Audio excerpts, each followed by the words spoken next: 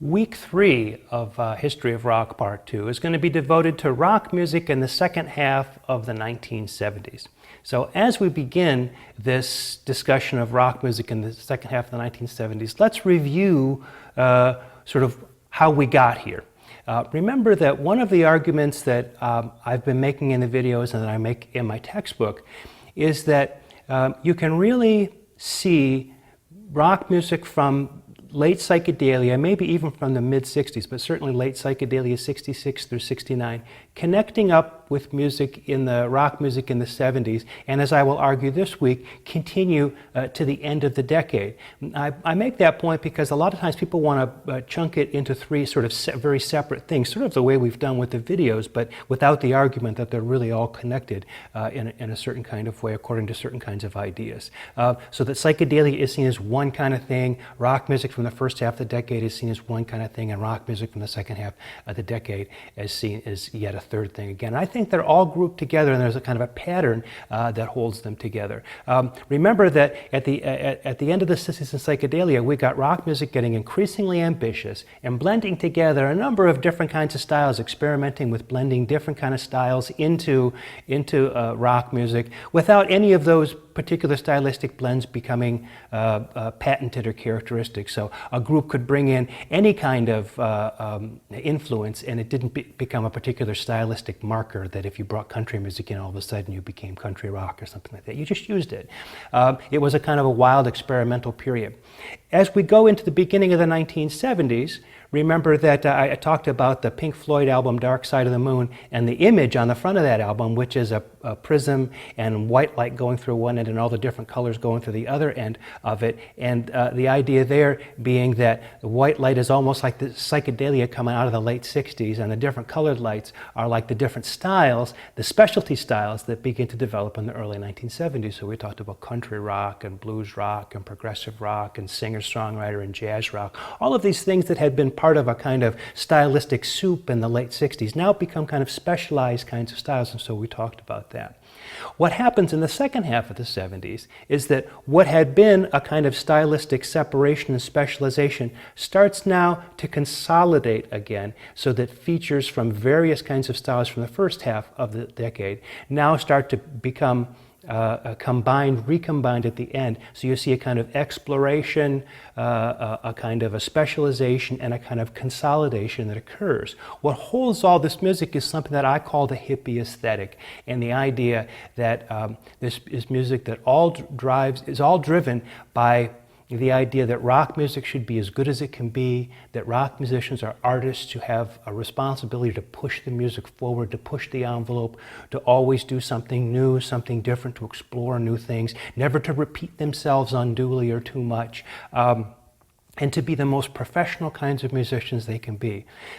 We will see this week that what happens at the end of the 70s is that a group of musicians come along who push back on all of that hippie aesthetic stuff. First the punk musicians, and then the new wave bands and artists start to push back and embrace a kind of a return to simplicity, almost that the more sort of amateurish you seem, the more authentic you are, the more real your music is, the more professional you seem, the more contrived it is, the less sort of real and authentic it is. And so that reaction against the hippie aesthetic is one of the kinds of things that marks the very end of this decade. I'll come back at the end of this week's lectures, and after we've talked about the second half of the 70s, and we'll review this sort of arc that I'm describing here that sort of pulls together not only the music from these first three lectures here, but also music from the part one of the course. One of the things that we're going to see happening in the second half of the 70s that's important is the rise of the big album. What starts to happen in the second half of the 70s is album sales, as the rock business continues to get bigger and bigger and there's more and more money in it, all of a sudden there are albums that hit with such tremendous force, with such tremendous sales, that all of a sudden everybody's sort of surprised. They'd never dreamed that records could sell so many, there could be so much money and so much profit in this rock business. That goes hand in hand with the development of FM radio, which you may remember from the beginning of or from the part one of the course, we talked about its beginnings in 1967 back in San Francisco and other kind of sort of small underground FM freeform radio stations and formats and this kind of thing. Well, as the 70s unfold, there's more and more money in FM radio, which means there's more and more potential advertising revenue, and radio starts to get increasingly formatted in order to sort of maximize the listeners who are listening to the station in hopes of maximizing the profits from the advertising goes with it. So the real growth and maybe even sort of homogenization and to a certain extent growing conservative nature of FM radio plays a big role in the second half of the 70s. And then across the 70s, we can see a tremendous growth in live performance and live venues, which started out in the 60s as groups playing in things like, ballrooms and theaters. Now, by the time we get to the middle of the decade, we've got they're playing in places like arenas and stadiums. In fact, sometimes this music is called arena rock in the second half because that's so often where the music is performed.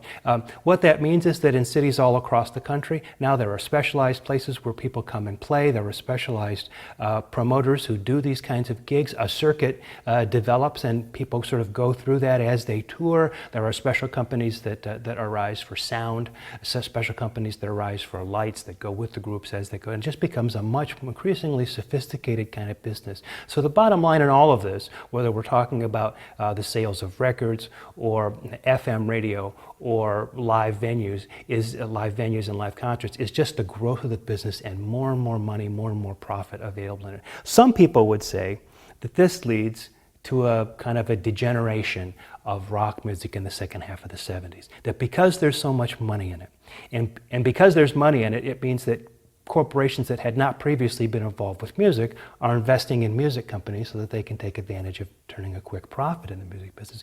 Because of all this money that's involved, the music starts to become safer and safer as every label goes for that big album that's going to turn a fantastic profit.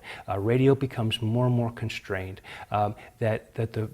The music becomes almost cynically constructed, almost like you'd think of the Teen Idols or some of the Brill Building stuff from the early 1960s. It's cynically constructed to sell the most copies.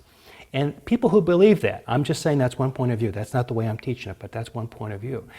People who believe that call that music from the end of the 1970s corporate rock. They see it as a real dumbing down of rock music and as something that never should have been. It's not the real thing, it's inauthentic. Now, the first obvious problem with that is that a lot of the groups that they hate so much, I'd love to hate so much, people like Foreigner and Boston and Journey and groups like that, just happen to be the core of what most people think of as classic rock. So there's a real divide here about the late 1970s, whether they constitute a period of synthesis and consolidation aesthetically, or whether they're just a kind of a dumbing down and a homogenization of the entire decade. So like we've done before in this class, we'll let you decide about that. I'll offer both